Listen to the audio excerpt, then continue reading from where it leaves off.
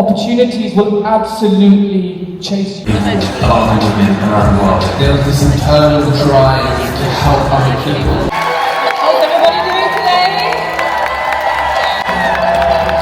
Thank you so much for staying for my keynote. I am just honestly incredibly grateful to be here. So many different people from all different parts of the world, and it's just so beautiful to see. Even sitting in and listening to everyone else speak and the questions that you guys come up with, and the fact that you guys are sharing your story has just been so inspiring as someone who's been doing this for 5 years now. The fact that I made a massive transition because I felt misaligned, and I was able to make Forbes 30 Under 30. I didn't get Forbes 30 Under 30 or Time 100 Creators or recognized by Women's Health and British Vogue until I made this shift and stayed true to myself. So today, you might know me from, I am on TikTok, I'm on Instagram, I'm on YouTube. I have a cumulative followers about 17 million, and I also have a podcast called Being Human, where I bring different kinds of people, come from different backgrounds, different religions, being able to conversate about faith, but also about wellness and mindset without it being a debate. As I'm posting content, first my content was not great. It was just, pictures of food, and I thought I had to have the perfect aesthetic, but use what you have now. Don't worry about the perfect apartment, the perfect lighting. Yes, quality is everything, but use what you have right now, and there's going to be people that resonate with your apartment, your setting, your view, and it's not don't overly obsess with perfection. And so I was consistent for 2 years straight, no days off, and I was posting twice on TikTok at the time, Palestine, and from Palestine, and growing for about the first portion of my day. After that, I would go and train people in person. I would also do my workout, and then I had online classes and content. I wanted someone to feel inspired to go train, and at the time, fitness to creating content. And I think even when it came to my work, when I truly loved it, making money, you're gonna lose the intention. And giving value, I'm very big into giving back, and when you give back, you will receive. It's like good karma, it's like charity, whatever you think about that. But think to yourself, if I put out so much for a person, I know it's going to come back to me. So always thinking about that with every piece of content that you're creating. And even in the very beginning, my first bio was always, I'm here to inspire. You're here to inspire other people. There is going to be a younger you who watches your content that wishes that they could have the life that you're having, or the trials or the things that you're going through, sharing every single moment of your life. And so when I started skyrocketing in my content, a lot of people thought that I would be fulfilled because you're gaining all this success. But during all of this, I was going against my parents. I was in credit card debt because I hadn't taken a brand deal yet. I waited 6 months to take my first brand deal because I wanted to work with Gymshark. I didn't want to work with other brands that felt misaligned to me, and I was in $20,000 to $30,000 of credit card debt. And I was like, no, let me just wait it out just a little bit more. I'm not saying put yourself in debt, and they never told me to put on the hijab. But the reason why I wasn't close to my parents at the time when I started to create content is because they didn't necessarily align with all the things that I was posting, like bikini pictures and stuff, which is different in their own way, but they also didn't think about the path being able to have success. And so I remember there was one moment I was crying in the shower floor, and I was just like, something has to change. I was filling a void with buying designer items. I know it's so dumb. And that's this reoccurring thing, as you see. It's I'm this constant desire for validation is what I needed. Validation from body. I needed validation from the views. I needed validation now from designer items of what am I trying to prove to myself. And if you're constantly trying to prove yourself to people, you're never going to be content from within. And so one day, I was on a call and I was showing my manager some shoes that I got from Prada, and I was like, look at these shoes. And he's like, how much money are you spending? You have to start giving to charity. And at the time, I didn't really love Islam because I thought that, to be completely real, I thought it was oppressing women. I kind of gave into the media, even though I grew up in that faith.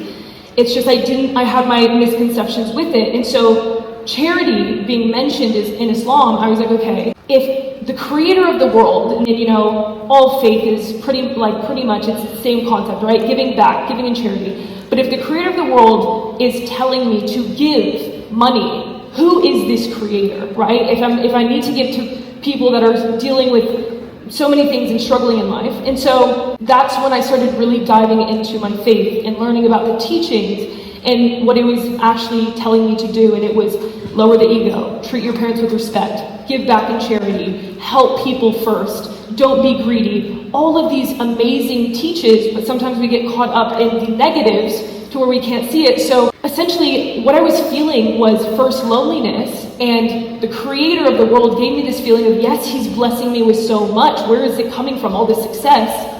And how do I give back to this creator now? How do I feel fulfilled? And so I just started to feel this inner conviction, and I wanted to be loyal to the creator of the world, essentially, of like give my all to it. And so that's when I really started opening the Quran. I started diving into charity. And this is not about religion. This is really about finding what gives you meaning. And that gave me meaning of like really trying to understand what the purpose of life was. It's to help other people. It's to give back to the world. But sometimes we get caught up in this selfish feeling. So I would say the first time in my life, it was a moment where I was like, okay, what is the next step of getting closer to my faith?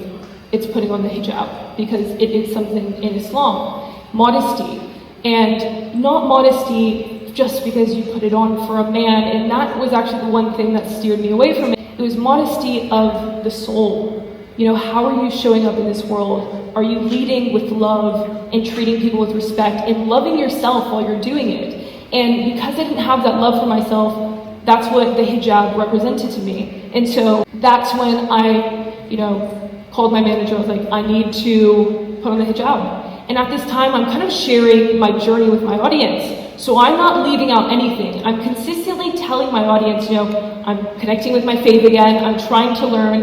Even when I would go through kind of controversial topics of faith, because there's scripture sometimes where you're wondering, like, what is this saying? So I would even share that on my stories. And it's so important to take your audience through that journey. And obviously it depends how real and raw you want to be. But I would say that because I've been that real and honest with my audience, they stayed with me, and the right people stayed, and they will stay with you if you are opening up yourself to this world of people that truly want to get to know you.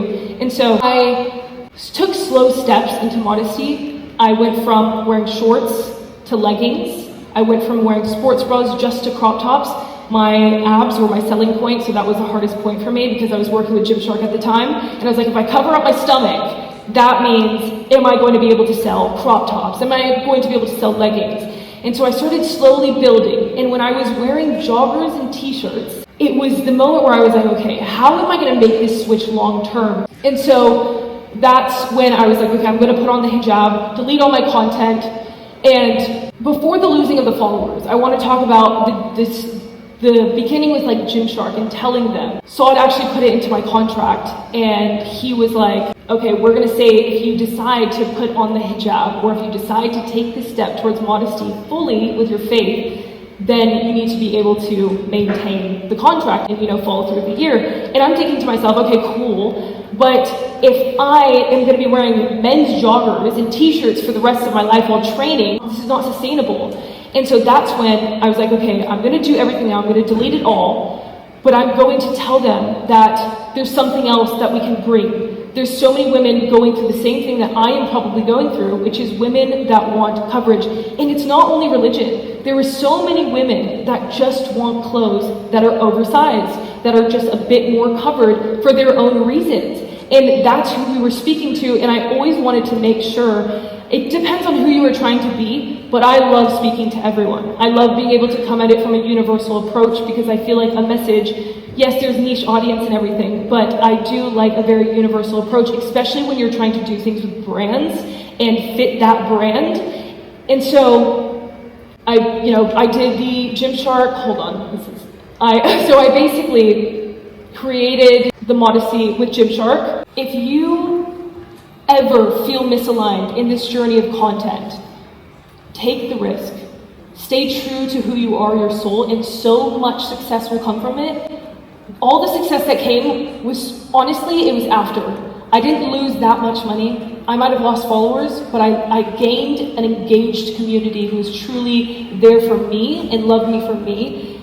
And so it just shows you that you can have all the success You can delete everything, start all over again, be with some of the biggest brands in the world, and still start all over again. And so there's going to be times where you come across that in your journey, and I hope that you always remember that. I've launched a podcast called Creator Unplugged, and it's for all of you guys in this room. And we are very excited to announce that the amazing Leana Deeb, the episode we did with her, is now officially live. Can we do a generous round of applause? Okay, so finally, it's me. My God, what an event. I can't believe I'm actually here. I think this was the best birthday gift I could give myself. Honestly, if the old me would probably go shopping this weekend with my birthday next weekend. But I'm just glad I'm here and the energy is buzzing. I did some unimaginable things. I went and spoke to so many people, which I wouldn't otherwise. I love talking. You've probably got that, but I'm very socially awkward when it comes to speaking to unknown people around. But yeah, I'm just glad I could speak to so many people. I even asked Sean and Saad what their favorite food was. But yeah, upward and onward from here. Hello everyone! You all look so beautiful. Thank you so much for being here. I know there's heat, but you all are bringing Relationship and that trust gets deeper, and you will see so many great things happen. You will not need to chase anything. Opportunities will absolutely chase you. Are at the absolute core of Gymshark. We are lucky enough to work with the world's most influential fitness creators globally. So we work with micro creators to influencers to those kind of bigger athlete-led partnerships. It is super important. The main word what we are always looking for is community. No matter how big your following, no matter how small your community is, your following is, community is literally at the heart. We want you to be building meaningful relationships with your audiences, and that, as Saad said, will really transpire into those long-lasting, deep brand partnerships. When you're evaluating numbers for creators, say someone here is like, I want to work for Gymshark, I want to make... When someone lands in your DMs, how is it that you evaluate? What numbers are important? Are you looking at followers? You're looking at views? You're looking at comments? How many times they post? What is it that you're looking at? Yeah, I'd say there's absolutely, we get asked this question a lot. There is no one variable at all. There are multiple factors that we look at. As I said, going back to community, we really look at kind of engagements, how engaged your audience is, commenting on your content. I'd also say we look for consistency, which is great. So from your beginning of your creator journey all the way to the end, just making sure you're posting consistently, you're really building that same brand narrative, and then that kind of audience will come after. And then I would also say thirdly, we really look for that authenticity within the content. So that raw content, we especially see it within UK creators, that raw, authentic, UGC style content really works when it comes to brand partnerships, because ultimately you are the voice of your community, so, and then the partnerships come after. Guys, consistency, post every single day, and reply to your comments. Remember, it is social media. Be social. Don't just post media. Saad, you have worked with brands like Prada, Rare Beauty. Same question, but more from the agency brand point of view. How does the brand kind of figure out, okay, this is the right fit for me? How does Selena Gomez at Rare Beauty, who's not the one doing it, is realizing, okay, this is the creator I want to work with? You know, ultimately, brands that you should be working with, or brands that are going to come and find you, are the brands you're using before a deal is even done, right? The best deals are happening way before contracts are signed. Whatever product or whatever brand is integrated into your content on a day-to-day basis, it's very likely, if you are consistent with that, if you are building conversation and trust with your community around that brand or product, these brands, they're trying to find you. They are trying to find you. But if you don't put yourself out there and you don't deliver around it very consistently, it's not going to happen. So you've got to really understand that the opportunities are going to come your way if you are being authentic, if the brand fits organically, and you are creating narrative and conversation around those things. So they will find you once you put yourself out there, and you know they can see that the brand is resonating well with your audience, for sure. What does that look like? I think it's actually quite simple. Don't do anything you are not aligned with. Just don't. Forget it's easy to say, forget the money, right? Like, I get it. But if you can be patient, so I'll use Leana as an example. You know, every brand wanted to work with her when she was growing.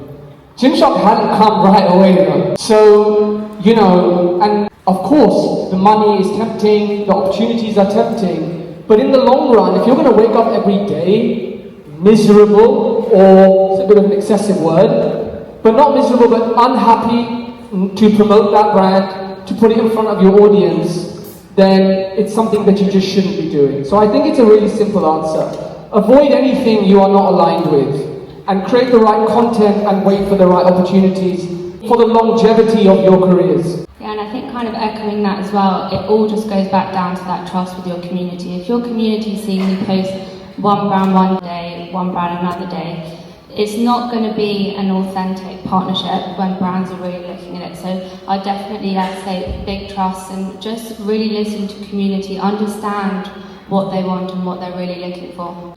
You're all creators, right? Human beings, you have a dream, you have a purpose, you create content, you're passionate. But there's one thing that you really are, is that sometimes maybe it doesn't just tangibly click for you, is that you are a business, right? I want you to understand that you are a business. And that means the way you approach the severity of content, am I successful, as I not, will be directly correlated to how you treat yourself and perform. If any of you are out there, I'm actually curious. Can I ask? Okay, please be honest, I'm just curious. If any of you out there are, I mean, you're obviously content creators, but you just kind of like, do you have a time you wake up every day that's set? Do you have a plan every single day? Do you have goals per week, per month, per quarter? Do you have a sounding board? If you don't have management, do you have a best friend that you talk to think people ideas about? Are you working on process? When are you editing? When are you posting? When are you having your ideation day? When is your batching day for content? How many of you as creators are treating yourself this way right now as we speak? Gosh, I'm proud of you. First of all, well done, congratulations. But I have to say, it's around 30% of the room. Okay? That's an astonishing fact. But I do know, if I ask you another question, and I hope I see every hand up right now, how many of you want to be successful in content creation? Wow. So, we've just really solved something, right? Like, you have to take this seriously. You are a business. I want you to take that away. When you go, what is it, Saturday? Sunday, create that plan for the week. When are you posting? When are you editing? When are you filming? All these things. If it's a dream brand, put it on your vision board. Create content, create conversation. They will come find you. Or I will come find you and sign you. But the reality is, right, when you do this, everything is going to change. So, and I am truly very passionate about seeing all of you win, seeing creators win. Like, that's my purpose. So, yeah, I can't wait to see the progress, but please go away, take that away, and you're going to see your life change like 100%.